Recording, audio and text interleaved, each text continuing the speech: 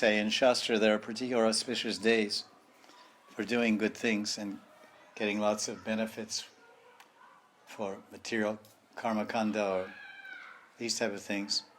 When you're giving charity and doing works, any good activities called sukriti, good deeds or good activities where you want to get some result or benefits. That's called karma kanda or karmic activities. So those the best days to do those type of things, to give charity, to donate money or cows or land or any kind of contributions and things, good things like that, are Amavasya, Purnima, Ekadasi, and Sankranti. These 5 days are told everywhere in Shastra.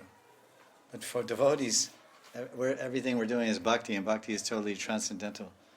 And bhakti gives unlimited results every day, any day, all the time.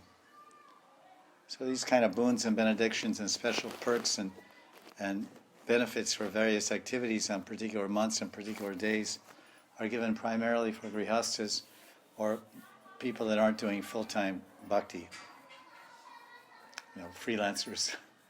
But someone who's taken diksha from guru and basically living a life of devotion, every day is beneficial, every day is auspicious, every day is transcendental. Because we're not walking the path of karma, we're walking the path of love, bhakti.